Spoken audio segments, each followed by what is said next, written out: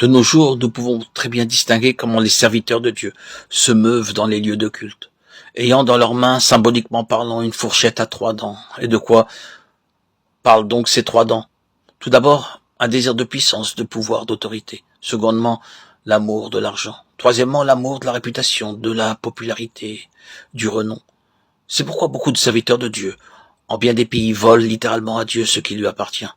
Au lieu de servir le peuple de Dieu dans l'amour et dans l'humilité, ils exercent sur lui la domination. Ces serviteurs de Dieu-là exercent l'autorité, la domination et le pouvoir sur le peuple de Dieu. Ils agissent comme des gouverneurs sur les enfants de Dieu, mais ils ne les servent pas réellement. Notre Seigneur lui-même nous a enseigné comment, en tant que serviteurs de Dieu, nous devons apprendre à laver les pieds des enfants de Dieu. La seconde dent est l'amour de l'argent.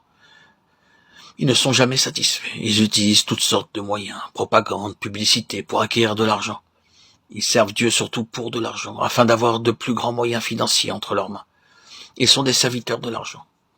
Enfin, la troisième dent, l'amour de la popularité, l'amour du renom, en usant même de force. C'est pourquoi le péché a fait son apparition dans la maison de Dieu. Le jeune Samuel était au service de l'Éternel, devant Élie. La parole de l'Éternel était rare en ce temps-là. Les visions n'étaient pas fréquentes. 1 Samuel 3:1. Élie était fort âgé et il apprit comment ses fils agissaient à l'égard de tout Israël.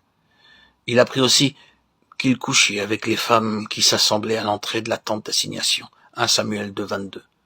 C'est aussi ce que nous trouvons de nos jours, toutes sortes de péchés envahissant la maison de Dieu. Pour avoir plus de popularité, pour jouir d'un grand renom, ils utilisent n'importe quel moyen pour augmenter le nombre de leur auditoire. C'est pourquoi nous trouvons des péchés abominables dans beaucoup de congrégations ou d'assemblées dans le monde entier. Et c'est pourquoi on peut très bien discerner ce mot, El Kabod, inscrit sur beaucoup de rassemblements de chrétiens, en beaucoup d'endroits du monde. La gloire est partie. La parole de Dieu est devenue rare. Les croyants entrent affamés dans la maison de Dieu et en ressortent avec la même faim. Ils n'entendent que des belles histoires, voire même des blagues pour les entretenir dans la maison de Dieu.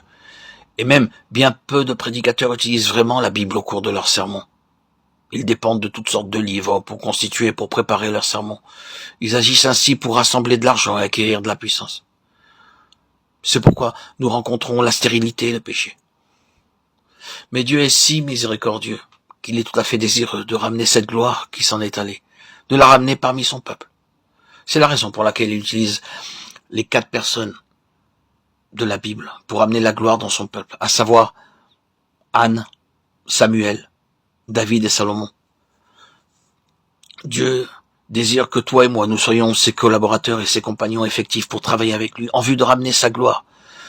De nos jours, nous pouvons voir en beaucoup d'endroits des gens prier pour le réveil. Ils reviennent toujours en priant. Oh Dieu, envoie un réveil, envoie un réveil. Par là même, ils avouent que quelque chose est allé de travers. C'est pourquoi ils prient pour une visitation de Dieu. Mais Dieu garde le silence, s'il vous plaît. Ne confondez pas les grandes campagnes qui sont tenues un peu partout, ne les confondez pas avec un véritable réveil. Ces grandes campagnes ne ramèneront jamais la gloire de Dieu qui s'en est allée. Cela ne sera jamais plus qu'une bénédiction très passagère. Beaucoup de gens sont peut-être à cette occasion enthousiasmés pour un peu de temps, mais après, ils retournent dans le monde. Si nous voulons et nous désirons rassembler des personnes, les éveiller, les faire connaître la bonne nouvelle du salut, il ne faut surtout pas utiliser des méthodes mondaines pour attirer des gens. Ces gens viennent en réponse à la prière. Nous pouvons voir le feu de Dieu descendre sur des rassemblements à plusieurs reprises.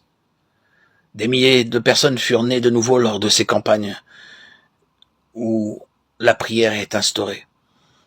Ces rassemblements amènent de nombreuses personnes à naître de nouveau, régénérées dans les larmes et les choses parfaitement mises en règle entre Dieu et les hommes arrivent. Les réveils s'effectuent. Et nous pouvons voir et constater des gens vraiment nés de nouveau qui s'ouvrent à la parole. Et pour cela, il leur faut un fondement solide. Des campagnes d'évangélisation peuvent être une réponse pour amener la gloire de Dieu, mais toujours dans la prière. La gloire de Dieu ne reviendra que lorsque la présence de Dieu remplira la maison de Dieu. Alors seulement la voix de Dieu sera réellement entendue. Lorsque Moïse entrait dans la tente d'assignation pour parler avec l'Éternel, il entendait la voix qui lui parlait du haut du propitiatoire, placé sur l'arche du témoignage entre les deux chérubins. Et il parlait avec l'Éternel, Nombre 7, 89. Lorsque l'œuvre du tabernacle fut achevée, alors la gloire de Dieu descendit, et la voix de Dieu fut entendue au-dessus de l'arche de l'Alliance, entre les deux chérubins. Et ces choses, aujourd'hui, ne peuvent se révéler que par la venue du Seigneur dans nos vies. Ces choses n'étaient que des ombres, des choses célestes. Les choses qui se produisaient du temps de Moïse n'étaient que des ombres annonçant des réalités spirituelles à venir, et qui se sont réalisées du temps du Seigneur Jésus-Christ, et qui peuvent se réaliser par notre réveil, notre éveil, notre prise de conscience et notre détermination à suivre le Seigneur, toujours dans la prière, dans l'amour de son très saint nom. Ainsi se réaliseront les promesses de Dieu en nos vies et nos prières seront exaucées. Demandez au Seigneur quelle est sa volonté pour nos vies. Tout se transformera. Demandez au Seigneur qu'il puisse régner dans vos vies. Amoindrissez-vous pour lui laisser plus de place dans vos cœurs. Obéissez à sa parole. Prenez un moment pour lui parler à l'écart des bruits du monde.